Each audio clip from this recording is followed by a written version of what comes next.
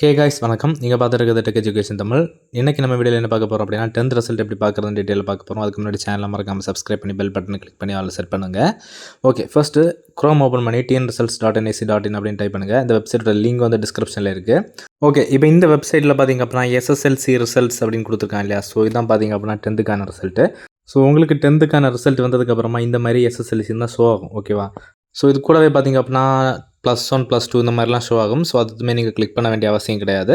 Just அந்த SSLC examination ரிசல்ட்டை வந்து ஜஸ்ட் இப்போ வந்து கிளிக் பண்ணிக்கோங்க. ஓகேவா. இப்போ நான் கிளிக் பண்ணிக்கிறேன். ஓகே, இப்போ பார்த்திங்க அப்படின்னா இந்த மாதிரி 2 பேஜ் வரும். ஓகேவா. ஸோ இதில் பார்த்திங்க அப்படின்னா ரெஜிஸ்ட்ரேஷன் நம்பர் கேட்பாங்க, டேட் ஆஃப் பர்த் கேட்பாங்க. ரெஜிஸ்ட்ரேஷன் நம்பரில் உங்களோட ஹால் டிக்கெட்டில் இருக்கிற ரெஜிஸ்ட்ரேஷன் நம்பரை என்டர் பண்ணிக்கோங்க. கீழே பார்த்திங்கன்னா டேட் ஆஃப் பர்த் இருக்கும். ஸோ அதில் பார்த்திங்கன்னா உங்கள் ஹால் டிக்கெட்டில் என்ன டேட் ஆஃப் பர்த் இருக்கோ அதை கரெக்டாக என்டர் பண்ணிக்கோங்க. நெக்ஸ்ட் பார்த்திங்க அப்படின்னா நீங்கள் ஏதாவது தப்பாக என்டர் பண்ணிட்டீங்கன்னா கீழே இருக்க கிளியர் பட்டனை கிளிக் பண்ணி கிளியர் பண்ணிக்கலாம். ஓகே, இப்போ எல்லாமே கரெக்டாக இருக்குது அப்படின்னா பக்கத்தில் இருக்க கெட் மார்க்ஸ் அப்படிங்கிற பட்டனை கிளிக் பண்ணிங்க அப்படின்னா இந்த மாதிரி உங்களோட ரிசல்ட் வந்து ஷோ ஆகும். ஓகேவா. ஸோ பார்த்திங்க அப்படின்னா உங்களுக்கு இந்த ரிசல்ட்டை வந்து ஜஸ்ட் நீங்கள் ஸ்க்ரீன்ஷாட் எடுத்து சேவ் பண்ணிக்கலாம். சேம் டைம் பார்த்திங்கன்னா மேலே இருக்க 3 டாட்டை கிளிக் பண்ணி அதை வந்து PDF சேவ் பண்ணிக்கலாம். ஓகேவா.